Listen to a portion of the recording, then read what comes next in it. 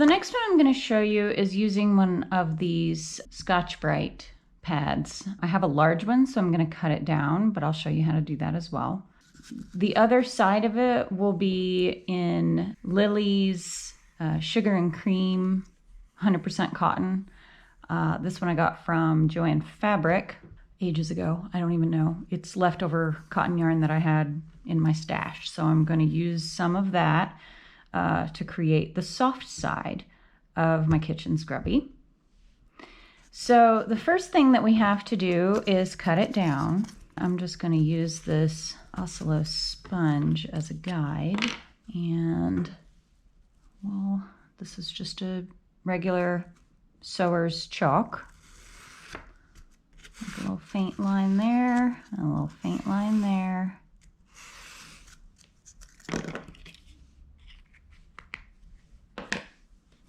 And now I'll get my handy dandy pink scissors.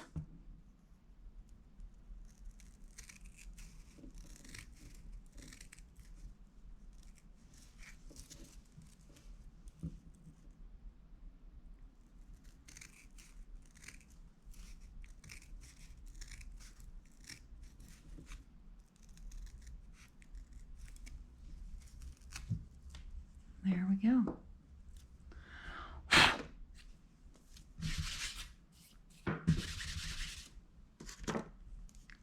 Be a nice time to have a sponge, wouldn't it? Okay. Now the next thing you need to do is you need to prepare your scrubby surface to accept yarn. The way you want to do that is you have to poke holes, and you need them to be evenly spaced. I like to eyeball them because I like to fly by the seat of my pants. So every, I don't know, what is that? Maybe a centimeter or so. Just poke a hole. I'm just using yarn needles. That's a small one to start. Think of it like if you were drilling a piece of wood, you want a pilot hole. So then I take a larger yarn needle and I go up to the fat part where the yarn goes through, and I just kind of, you know, move it around, make it a nice sturdy hole that my yarn will be able to go through. This is a little time consuming, so I will meet you on the other side.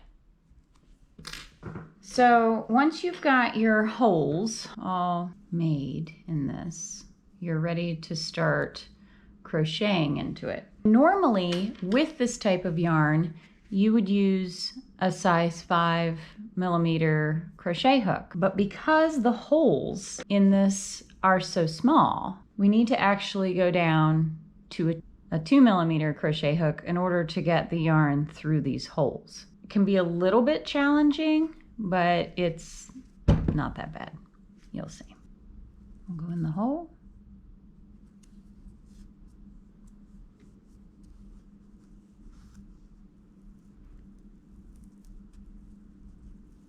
All right.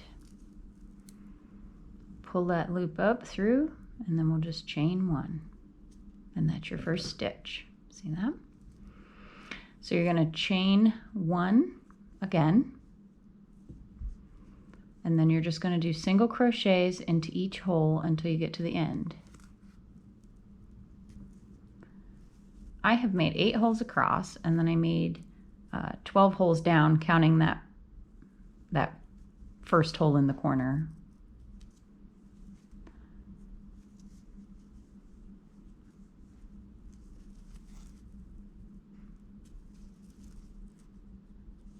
The tricky part is that you actually need to pull this up a little when you make your stitches, and then you just make a regular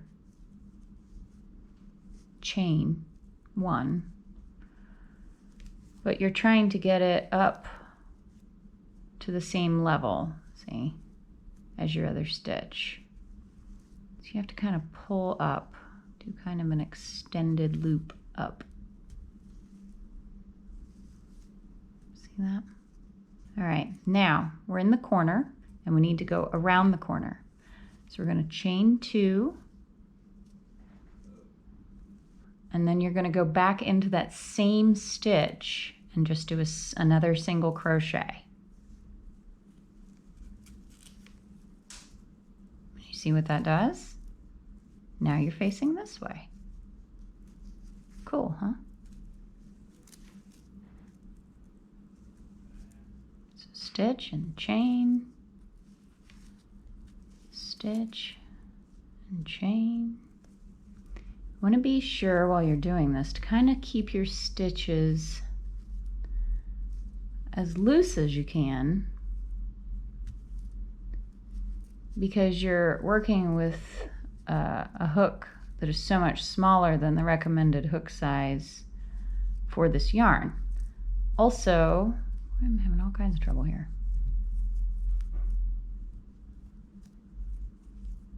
There we go. Also, when you go to crochet the other side of this, you're going to be using a regular size hook, the recommended 5mm. So you need to be able to get into these stitches with that. Just make sure you give yourself a little bit more than you usually would. You know how I said to bring it up on the body of the hook? Make sure you're bringing it up onto the body and then also giving yourself a little bit of leeway in there. See?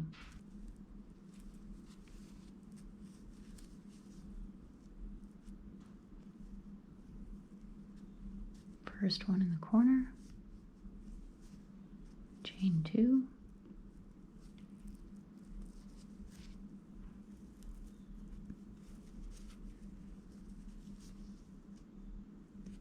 Second one in the corner. Chain 1. We're going to crochet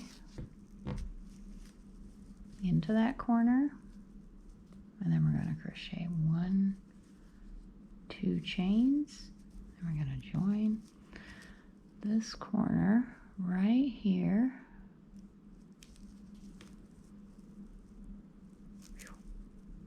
That's a tight one. With a slip stitch.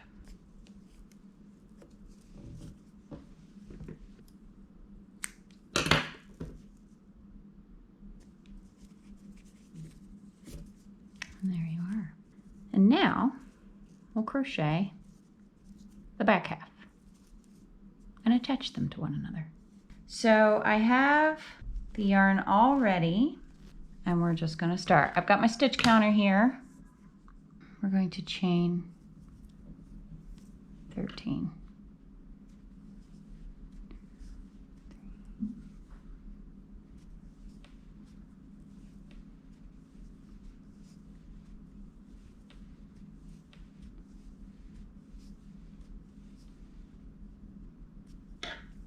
Then we're going to crochet in single crochet in each stitch across.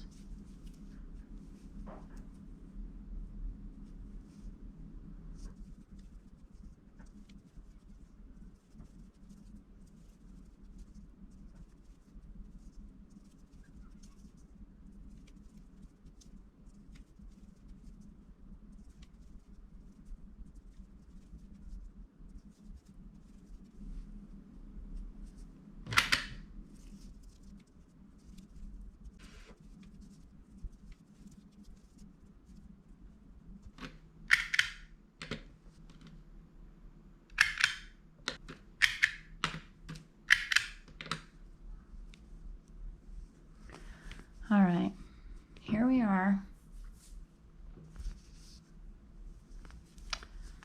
on our last row.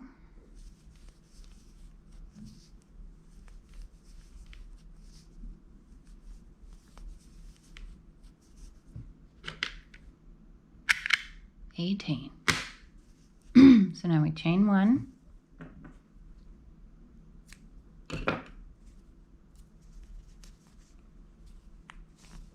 And now we just check to see if they match up.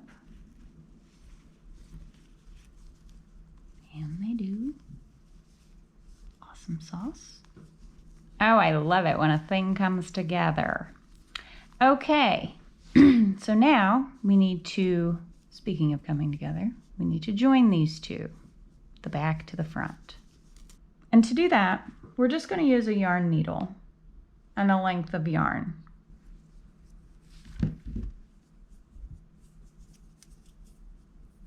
We're just going to thread that.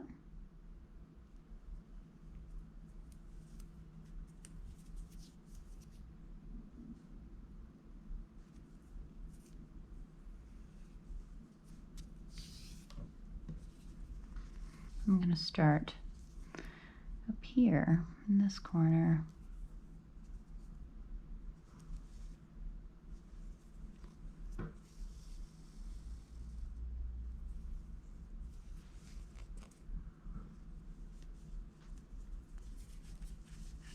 Tucking that tail in.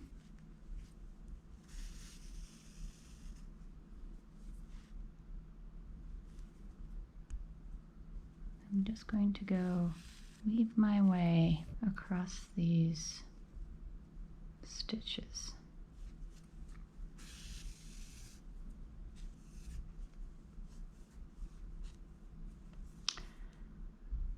And I'm doing it this way because of this variegated yarn. I'll tell you a secret. I don't really like using variegated yarn. It's easy to see, but when you have to do things like this, like join one piece to another piece, I just feel like all of the color changes just makes it look kind of messy. I don't enjoy that.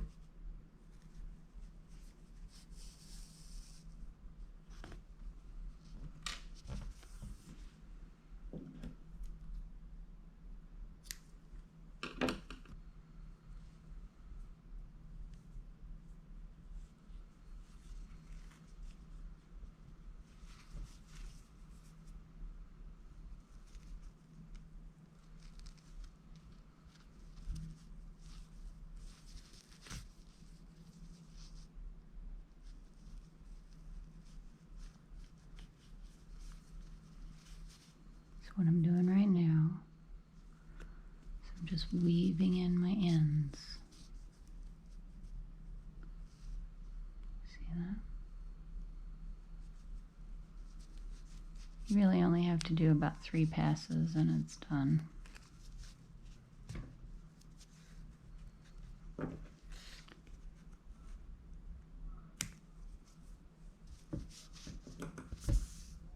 Now,